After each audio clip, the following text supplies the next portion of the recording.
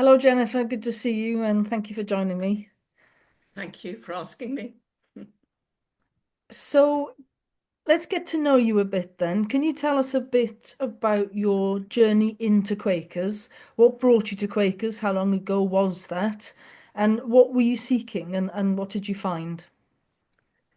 Okay, I didn't find Quakers until midlife. In fact, I didn't find faith really until midlife. Um, I was brought up as an Anglican. In fact, I was baptized and confirmed as an Anglican. My father was Anglican, but then he became a Catholic when I was 5. My mother was a non-practicing Jew. Um, and so, age 5, I was the only Anglican in the family. And I went to church and sang in the choir. I went to Girl Guides and so on. And then, about age 18, it sort of disappeared. I got involved with boys and careers and all that stuff. Um, so it wasn't until my late 40s when my marriage broke up, and one of my children was diagnosed with a serious illness. And what seemed to me that I was cracked open and able to access another dimension. And it took the form of bursting into tears every time I went into a church, if I went to look at the architecture or for a christening or something. And I had no idea what was going on, but I had no choice but to do something about it. So I visited some local churches and it meant nothing to me at all. And then I remembered seeing the sign outside the Quaker Meeting House in St. Martin's Lane in London, and thought I'll give it a try. Now, I didn't think I knew anything much about Quakers, but actually there had been signposts along the way that I hadn't been ready to see. Hmm. My brother had a Quaker girlfriend at one point, but I don't think we ever spoke about it. So I crept into a Quaker meeting and I found peace. And I didn't talk to anybody for a long time. I felt too nervous about this sort of green shoot in my life. I just didn't know what it was. I didn't want my social self to trample all over it because I'm quite a sociable person. But I did pick up books from the meeting library and couldn't believe what I was reading. I thought, I didn't know religion could be like this. This is me. And I suppose that was one of the first thoughts. This is giving me permission to be who I am. In fact, it's requiring that I be myself, and which obviously is quite a hard deal for any of us. Um, but yes, so that was the beginning. And I wasn't looking for a community. I was looking for an answer to a spiritual question. Um, but I found a community. I didn't know I'd been looking for one. And it was a nurturing community, but it was also an enabling one. As a child, as a young person, I'd been a very idealistic girl. I got very upset at hearing about starvation in Africa and so on, and used Mm. to say, "Oh, can't we put tins on ships and send them over?" And they'd go, there, dear. Um, and I grew up with the idea, as I think many people do, is that poverty and injustice are just too big, too much for us to do. But here I was encountering people who were making a difference in small local ways, maybe, but it gave me permission. And so I jumped in with both feet. Um, and as you know, Quakers always ask people to do things. And the first thing I was asked was to coordinate the tea runs for homeless people that London Friends were doing, various meetings. I knew nothing about homelessness or tea runs. I was working in publishing. I'd never volunteered in my life, but I knew how to run things because I was a literary agent. I had my own business. And I went on my first tea run. thinking I'd better find out what this is about, and with all sorts of preconceptions. I thought I'll be sneered at as a middle class do-gooder, which might not have been far from the truth at that point. Or, I'll be banged over the head by a druggie with a bottle or something. But of course, none of that happened. And the moment I went up to someone sleeping in a doorway and said, "Would you like a cup of tea? And do you take sugar?" It was the beginning of a human relationship. And I realized in that moment that that bundle could be me, and that there's no such thing as the other. It was an epiphany. It changed my life. So I was working in publishing, and I got to a point, I mean, I'd loved it for many years, but I got to a point where I was fed up with the celebrity culture and the bottom line mentality. But I had no idea what I would do, so I stayed with it. But when faith came to me, I realized I didn't need to know what I was going to do, it would be shown. And so once I'd made provision for my authors, I sold my business. And within a couple of weeks of making that decision, I got a phone call from Quaker Social Action saying, "We've been asked to start a community centre in the East End of London. Would you like to do it?" And again, I knew absolutely nothing about the East End or community centres, but I said yes. And again, I hadn't realised about the poverty in our own country. I'd always thought poverty was out there somewhere in other places. Mm. So again, it was a huge change in my life. And the beginning of those two things were really the beginning of about 12 years of quite active social engagement. I could go on. Gosh. Yeah, well, what a lovely story. I'd really like to come back to talk about the poverty and the homelessness thing, because I think that's something I'd really like to talk to you about. But can I go back first of all? You said that you said something like this was an answer to a spiritual question that you had, and you described it as being cracked open, um, and you talked about divorce and then serious illness, which is, these are very difficult personal experiences to go through. I wonder if I wonder if you can tell us any more about what that feeling of that being cracked open, what do you remember of that? Just that I was confused, that there was an impulse within me to find out what this was about. I had no idea what it was about. Just that bursting into tears every time I went into a church. It was so strange. Um, but I felt compelled to pursue whatever it was. And that's really, yeah, that's all I can say, really, that I was accessing another dimension, I guess. So it was a spiritual question without words almost Yeah, then. yeah. Yeah, it's amazing. It's a lovely image, really. And what sense do you have that it's because of difficulties in life, I mean, you know, uh, I think the breakdown of relationships or serious illness, these kinds of experiences, are they part of the things that move us into a spiritual journey, would you say? I think so in many cases, not in every case. Obviously, some people, I think we're late developers in my family. Um, Mm, and I think midlife is very often when people start to realize another dimension to their lives.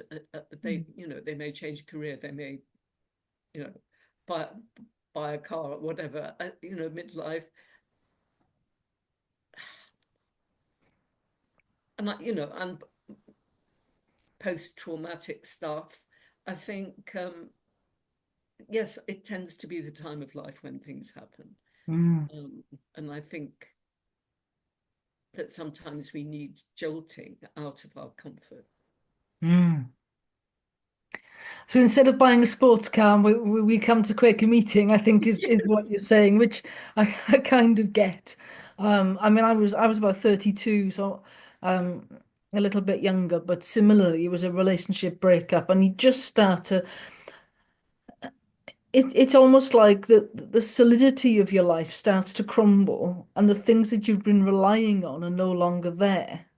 So then you start searching for other things. And I love this idea of a spiritual question without words and kind of that feeling compelled. Once you know it's there, you just have to move towards it almost. Yeah. Um, so what is Quaker meeting for you like for you at the moment? In terms of how you each week or each day or your spiritual practice. What is it that it's like for you now? Okay. Oh, well, as I said, I went through about 12 years of social action and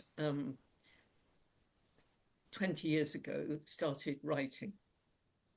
So writing has become a crucial part of my life, and I don't Mm. really feel alive unless I'm writing. And the first book I wrote was a book about a journey around the world and a spiritual journey, which the two came together, which I was 2001 to 2002. And once I started writing, I couldn't stop. Um, so my life now is a balance between the solitude of writing and the more gregarious activity of running workshops. So I run workshops around the country on various topics, and I write, and I have a spiritual practice in the morning. Um, I get up at about 6:30, and I do some spiritual reading. I listen to Radio Three's Bach before 7. um, yes, so I do some spiritual reading first thing. Um, and I go to meeting for worship both on Wednesday evenings at Westminster and on Sunday mornings.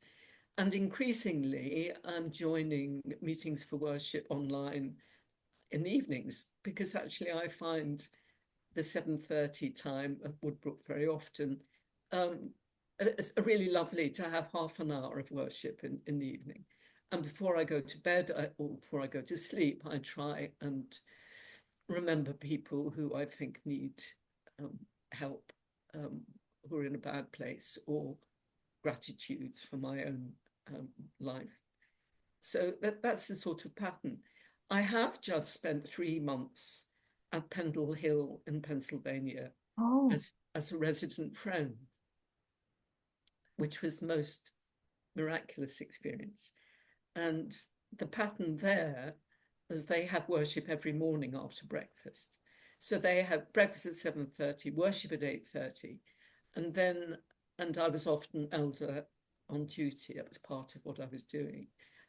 And then I walked the labyrinth, and then I walked into the amazing ancient trees and sang. Um, I do sing here. I've just walked in Regent's Park and sang to the trees there.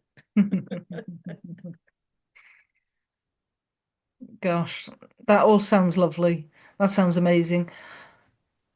There's a real sense then of a spiritual practice infusing your everyday, not just your every week. Is that something that you think changes over the life course in the sense you talked about the career and we get very busy? Has it become easier to become disciplined in a spiritual practice as you've got older? Because I I know that I mean I'm in my 50s now and I'm finding it easier than I did in my 30s, but I've almost got too much energy to really settle sometimes. And I wonder if as I get older I will feel that easier to manage. I don't know. What do you think about that? Well, maybe. I mean, for me, it's crucial to go outside. It's crucial to walk. I find walking enormously helpful creatively. and spiritually. I don't think the two are connected. Um, and I swim twice a week. So, I mean, it's important to use the energy physically in order also to keep healthy. Yes, I guess that's true. I wouldn't say that I'm any better at keeping my attention in meeting for worship than I was years ago. My mind still wanders. Um, I think I think it is difficult. I do like that expression that, whenever you bring your attention back, Mm, that's a spiritual practice in itself. mm, And mm, somebody who said, if your mind wanders 30 times, that's 30 opportunities for spiritual practice. But because I'm writing about these things and because I run workshops on these things, it helps me focus. I run a workshop on being and doing, finding the balance. I run a lot of workshops on prayer at the moment because I wrote a book called Do Quakers Pray? mm. Um, and Quakers don't talk about prayer and seem really interested to explore it. So, in immersing myself in that work, it's helping me in my own spiritual life. It puts me Mm. in that place. And I have one or two people, dear friends whom I work with sometimes. And we find that we find it in the work that we do. And in terms of prayer, then, because that's not just a spiritual practice, is it? Is it particularly a Christian rooted practice? I would you say that it is or not, or You think about any faith in the world that was based on prayer. Um, Islam and Hinduism and Judaism, Baha'i, you name it. Um, Buddhism a bit different. Um, Meditation and prayer, some similarities. What is prayer? Is it all those spiritual practices? I think it is. Um, and the wonderful thing about exploring the subject was talking to lots and lots of Quakers and people of other faiths about what prayer was for them and hearing the wonderful diversity. In fact, in my life and in my writing, interviewing people, talking to people, it's a joy. I mm, talk to strangers in the street, at bus stops, in the park, all the time. I mean, only when they want to engage. yeah. I'm not buttonholing people, but this idea that Londoners are unfriendly is just not so. Um, Mm. you can have the most remarkable conversations with people, and when it's focused as in interviews for a book, again, the richness of learning about people's lives. So is there a distinctive form of Quaker prayer? Somebody asked me in an interview, "How do you pray?" And I think my answer was, "I don't know that I do. I like to think of my life as prayer." And if you think about people like Thomas Kelly, who wrote about living life on two levels at once, the active life of meetings and all that, but at the same time with a song in your heart and your I can't remember the words, but it's very beautiful. Mm. The prayer is still there. Um, and Brother Lawrence, the French lay monk, uh, lay brother in the 17th century, who wrote about doing everything for the love of God, even things he didn't like. But the whole of his life was devoted to doing everything for the love of God. I suppose that's, those two things would be my aspiration. I Mm. certainly don't get there. Um, it's people who know me know perfectly well that I don't. Yeah, yeah, I love that Brother Lawrence thing. He talks about washing up, doesn't he? And I do Yes, often think about it when I'm washing up. I love doing the washing up. do you? Um, I don't. so you talked about walking around London, talking to people. And I think that's a lovely way in to talk about this, the poverty and homelessness that you were talking about, which has obviously been a big part of your Quaker journey, really. Can you just give us an idea of what this walking around talking to people then? What do you do and what do you encounter? Okay, well, starting with homeless people. I live in central London. I'm incredibly lucky. It used to be my office and I turned it into a flat. So I'm surrounded by rough sleepers. And some of them I've got to know quite well, but many, I mean, more people come on the streets all the time. Um, the crucial thing for me is to engage at some level, to say hello, to acknowledge the human being in that person, because it's a terrible thing to sleep on the cold pavement. And it's so dangerous. You know, I'm always talking to people about where they might go to get a hot meal. Have they tried this? Have they tried that? Have they got a key worker? Da di da di da. Um, and probably buy them a sandwich. I don't, on the whole, give money. I sometimes do. I mean, I think I just respond to the individual. And with people in general, it sort of extends. I mean, there's a big issue center in the BBC, and I live near the BBC. And I wrote a book about called "Let Me Take You by the Hand," which is about people who either live on the street or work on the street. And I interviewed him, and he's thrilled to bits that he's in the book. And I see him nearly every day. And there are security guards at BBC that I see nearly every day. And I said to one of them this morning, I'm going to be interviewed for a podcast about Quakers. And he said, "Oh, Quakers," he said, "Quakers and their oats." And I said, "No, not their oats." And he said, "Oh, you know, I like to tease you." And I did a thumbs up and then said, "That's an old one." So, you know, there's that kind of engagement. Then, you know, usually the conversation at a bus stop or in the park starts with the weather, or where have the ducks gone, or gosh, isn't that bird beautiful, or something like that. And does or does not develop. Sometimes I'm sitting on a bus and we don't want to get off because we're having such a good conversation. um, and I was going to do a workshop in Oxford on prayer. I was on the train, and this guy sat next to me. We didn't talk for a while, but in the end, we sort of, "Are you going home?" or, you know, blah blah. And he said, "What about you?" And I said, "I'm going to run a workshop." And he said, "What on?"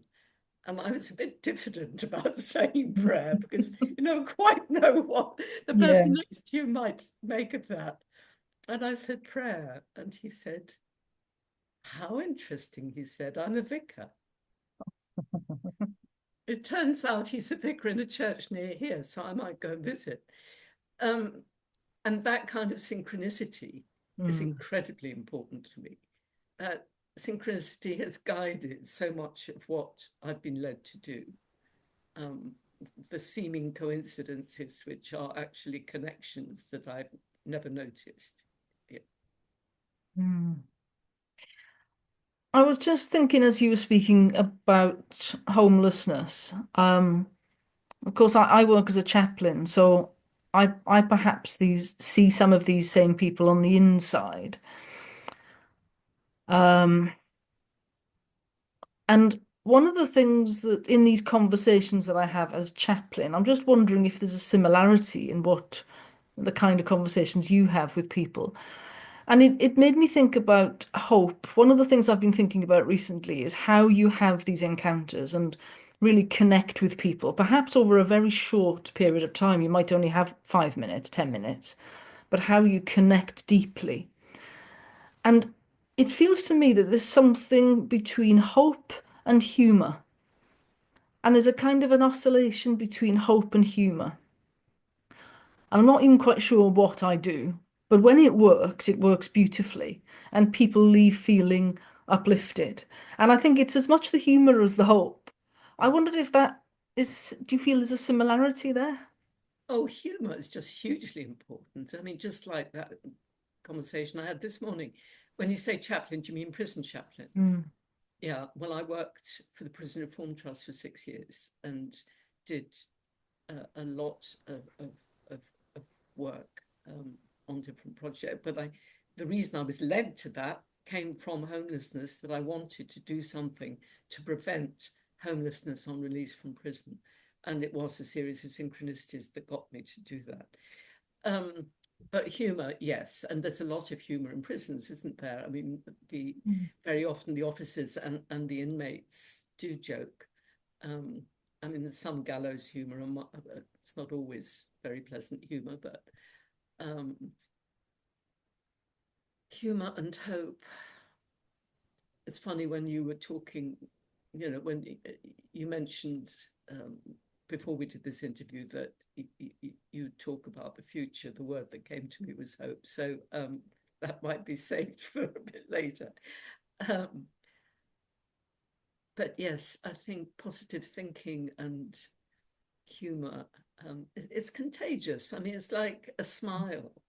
It's like I mean, sometimes a conversation starts with, gosh, what a lovely color your coat is, or, just that kind of thing, and smiling at people. Yeah. Mm.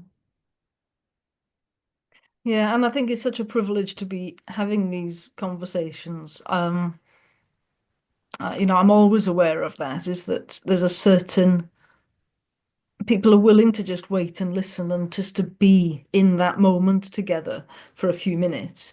And there's a wonder about it, is the best way I can describe it, that people are almost amazed that they're having this deep conversation, like in the midst of normal life. Everything else is around them just the same, but here they're having a very, very intense kind of experience of a deep connection with another human being, a deep conversation. And I Right. just think it's a portal almost, into I think you talked earlier about, you were compelled by this alternative experience that um you'd found in Quakers. Um, if we are seeing that in Quaker meeting, do you think that there's more we can do to ensure that other people in Quaker meetings experience this kind of deep connection? One of the things that concerns me a little bit is that some of our smaller meetings are very silence based. Now, obviously, there's a lot of silence in all Quaker meetings, but I do get a bit worried sometimes that there's too much silence in some, and that there's a sleepiness about it rather than a depth. Mm. And this doesn't go down very well when I mention this, but I do wonder if there's more we need to be doing to to notice that when we enter the silence and when we center down, that actually there's a feeling of wonder and amazement and joy and life that comes out of that, which leads into ministry of all kinds. And I do wonder if we do enough to encourage that and to support and nurture that. Is that something that concerns you, or is it not something to worry about?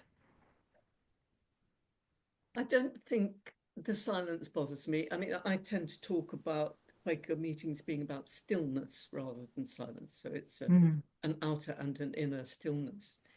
Um, and I find the moment when, if the meeting gathers, isn't always obvious. There's a kind of depth to the silence. There's a it's almost as if it's become thicker. Um, I think it's very important to encourage spiritual learning. I think having courses, encouraging people to go on courses, or reading their reading groups, and all sorts of things. Um, I feel very lucky that I'm in a big meeting, and a meeting that has a lot of new young people in it. Really a vibrant meeting, I would say. And on a Wednesday evening, I'd say the average age is 30 or 40, not 60 or 70. And um, an awful lot of men, which is again also quite rare in any religious community. So, and having a lot of new people means there's a lot of excitement, really, at what they've found. I'm quite grateful that I wasn't born a Quaker and that I discovered it, because I remember the excitement of discovering it. I mean, the almost disbelief that this could be so. And so when I encounter it in somebody else, it's really lovely to share that. Mm. Um, but I think there is a problem in very small elderly meetings which struggle to get anything going other than a meeting once a week. Meetings are so different, aren't they? I mean, Mm. you've got rural meetings, which is where the community is incredibly strong, where they know each other really well in the world as well as in meeting. And Mm. somewhere like Westminster, we're very from very different areas of London and so on, and lots of visitors, which has its own richness. Mm. Um, I Mm. think, yeah, intervisitation is something that enriches. It's lovely going to other meetings. Yeah, yeah.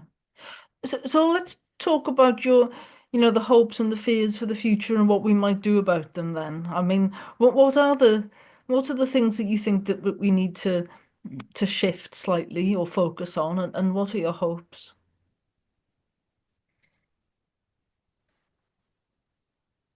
I mean, the reason hope came to me was, I was thinking faith, hope, and charity. We concentrate on faith and charity. We forget about hope. And it's quite hard having hope in difficult times. I mean, I suppose all times are difficult, and we forget that. There have been beastly times before, but it is quite hard. Um,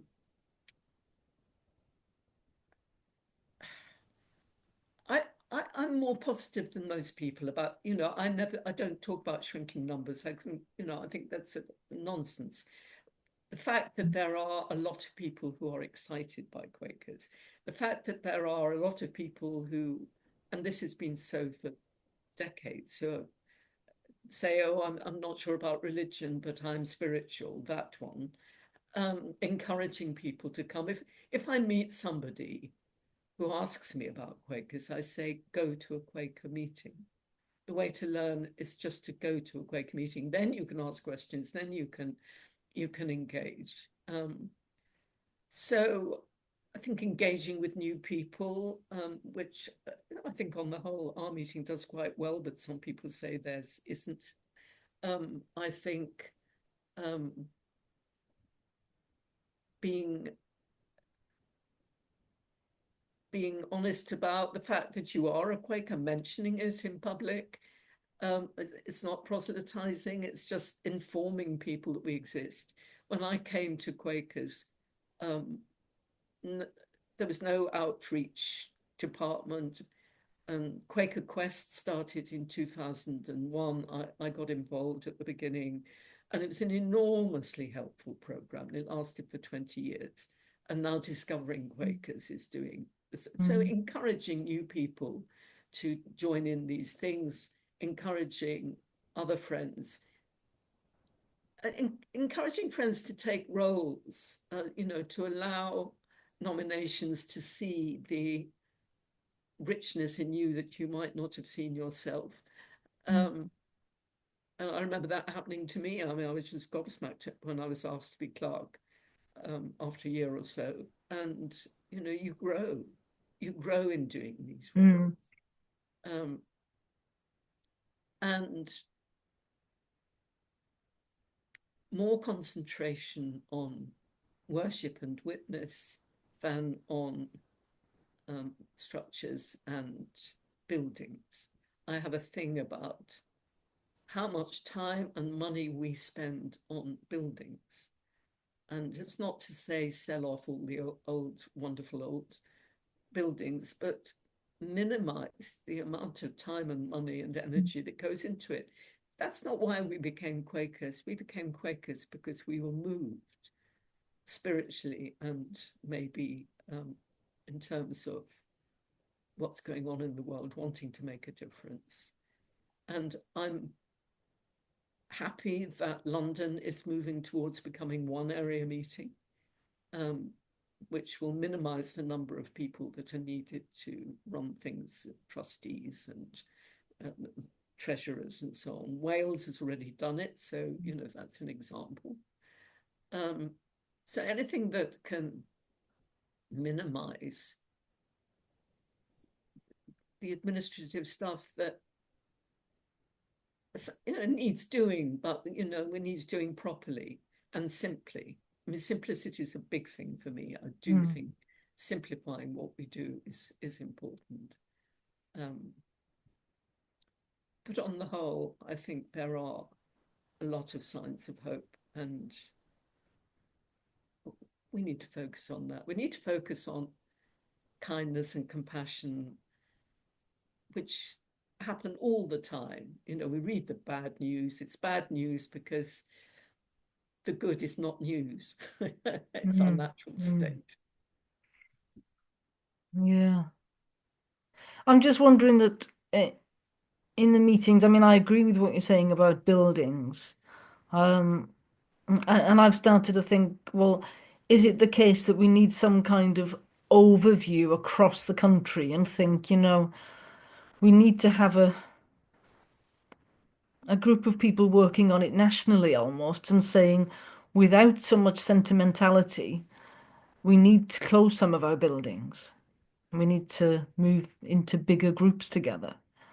Um, it's not very popular, but that's what I've started to think that, where we've got large meetings with a great age range and meet children's meeting and young people, there's a certain vitality to that, Mm. and that smaller groups could meet in home groups or fellowship groups. They don't need a meeting house. Um, and I've started to think that that's really what would be helpful, is that if we only had one large meeting house in an area, whatever that size might be, and that elsewhere around that, the smaller network of local smaller meetings would be in a little rented room or in a home or whatever. Um, and it worries me a bit that we don't have joined up thinking about that. We because we are all in our little charities across the country, even if there's fewer of them. But there's not much. I don't hear people talking about that, some kind of national thinking around unsentimentally. So you come to my area and tell me what you think, and I come to your area and tell you what I think. We're a bit we're a bit sentimental, I think. I don't know. I mean, I'm slightly wary of thinking about becoming too, large groups. It could become less of a community, it can become less friendly. Um, I think some of the small meetings have a lot to offer. But I agree, it can be in rented rooms or in people's homes, and I've been to many of those meetings. I remember I was at Southern Africa yearly meeting, and some years ago. I've been several times, and the various local meetings were standing up and giving their progress reports. And the clerk of Johannesburg meeting stood up and said, "Friends, I have some very sad news, very serious news. We've had to sell our meeting house." And the whole of Johannesburg meeting stood up and danced at the relief of getting rid of something that had I become know, I image. know. But, Yeah. I don't think one size fits all. I do think we have to take it um, on a case by case basis. I really do. Um, and we join up in all sorts of other ways. We join up in the work we do for refugees or for climate change, or in our social action we join up. Um, I'm not sure about coalescing too much in our worship, but in our worship spaces. But I think visiting each other's meetings and saying, Mm. how about this, that, and the other would be good. Yes. Yeah, intervisitation has always interested me, and I wonder if we could do more to organise that as well, somehow inviting people from across the world in different yearly Yeah, meetings to come to us yeah. and perhaps sending out people, but even within our country, even just across Britain. I, I, I wonder if there's more call for travelling ministers in some way. What? Well, I have experience of it. I mean, I run workshops in other meetings all the time. I did Oxford the other day. I'm doing Beverley in February, and so on. But the journey around the world in 2001, we were visiting meetings all over the world, which was amazing. Mm, And my time at Pendle Hill was, extraordinary, um, yeah. because the groups that come through there, the activists and Buddhist monks and goodness knows what. I mean, profound conversations, goodness, hugely so. But then I do think Americans are rather more outgoing about their emotional lives than we are. Mm, yeah, yeah. Oh, that sounds great. I mean, one of the things I am interested in is how we learn from each other. And one of the richness within Quakers worldwide is something that I don't think we tap into to learn from and to Yeah. enrich each other very much. And I was speaking to Emily Provence recently, and I was thinking that in the States they have these three traditions, don't they, of Quakers, Mhm. evangelical and conservative as well as liberal. And I wonder whether we in Britain could do more to try to learn from those other traditions and to bring in some evangelical and some conservative notions and to challenge us and to open our minds a little bit as to how we do it. Do you think we could do that more? Well, it's interesting. I belong to Quakers Uniting in Publications, which is an international group, and have traveled to the States for that and went to Portland, Oregon, where they have what they call convergent meetings, which are meetings that bring together the different traditions. And I loved it. And my negative thoughts about evangelical, or the whole word evangelical, were completely confounded by meeting one of the most profound preachers. I mean, I thought, this is a George Fox. This woman is astounding. Um, so yes, that was really helpful. I mean, it's less easy in this country because they don't really exist. You would have to import them. Um, I mean, there is a Kenyan Friends meeting, I think, at Friends House. Um, You and see, how do we know that there are no evangelical friends in Britain? Because what would we do with one if we saw one? What would we wouldn't, I don't think it would be a welcoming space for somebody who wanted to explore that. Can you tell us a bit more about this evangelical preacher that you were amazed by? I mean, what kind of things was she saying? What were the things that amazed you? but a group of them had started up a sort of independent meeting. I can't remember. I mean, this is some years ago. Um, I bought her books. I just thought, this is someone we should invite over here. Certainly, we should. Hmm. She's a friend um, of someone at Woodbrook, who knows her very well.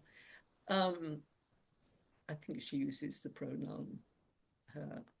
Um, she's I don't think she would mind my saying she's bisexual, and evangelical, and just sort of a wonderful mixture of things. But she has such passion. She and we don't talk about preachers here, but that is what she is. And I found her completely inspiring. That she was so. She talked about her life. She talked about her spiritual life. Um, yes, I mean, she just dashed. In fact, one of the things that I say is that my spiritual progress, if ever there is any, is by dashed preconceptions. I Yeah, think yeah. we all have them. We have preconceptions about people we see walking down the street. We make Mhm, assumptions. mm.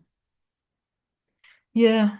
And that's, I suppose that's what I would really love to see is I would love to see as UK, as you say, importing a few evangelical friends kind of to tour around Britain and dash our preconceptions. And I've been thinking about the Valiant 60 recently as well, because I'm reading a novel which that's mentioned. And I just think, yeah, I don't know if we would encourage that. I think we'd all be a little bit scared and a little Yeah. bit nervous about it. And that's one of the things that I would like to see break open. I don't quite know how it can be done, but I suppose these conversations are a way of talking about these things and thinking, well, does anyone else have energy for these things, and how could we make that happen? Um, We get it a bit in Swarthmore lectures. We do get a taste of something different sometimes. And we might be in this year, for all I know. yes. You know more than me. I did meet her at Pendle Hill. Um, All right. yeah, and yeah, reading other people's books of discipline.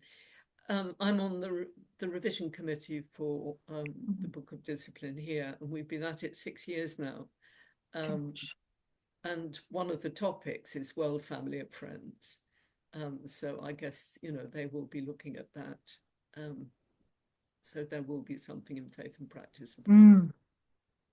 Well, since you're on that revision committee, then one of the worries I have about that, and a few people have mentioned it to me, is are we going to lose Christianity even more? Well, I don't know about even more. I don't think we're certainly not going to lose it. I mean, the great thing about the committee, and one of the um, criteria was that we should be as diverse a group as friends are in the society. So, in terms of age, in terms of um, physical and mental abilities, in terms of our theology, we are very varied. And there are theologians among them, really eminent Quaker theologians. There are artists, poets, a whole variety of people. Mm. And I convened a topic group on worship. And so we had to write about online worship, and but also, um, we had to think about this theist, non-theist debate. And the crucial thing for me is that it is not um, a duality, it's a spectrum. And I think that that is true of practically everything in Quakers, that, it's we have a spectrum of belief. Um, and I don't identify as Christian, not out of any negativity, but quite the contrary, because I don't feel the need to narrow it down to one faith, to one religion. I think Quakers can encompass everything, which is why I am one. um, but anyway, in answer to your question, no. Mm. It's something we're very aware of. There'll be an introductory bit about God language. Um, and, we make decisions on every topic as to which word we're going to use most in that topic, whether it's, God or spirit or Jesus or whatever. Mm. Mm. Well, I hope so. I hope so. It's good to, it's good to hear your spiritual practice, your spiritual depth, and how that feeds into this process. I think it's lovely to hear that. Yeah. So, are you hopeful then for the future of Quakers?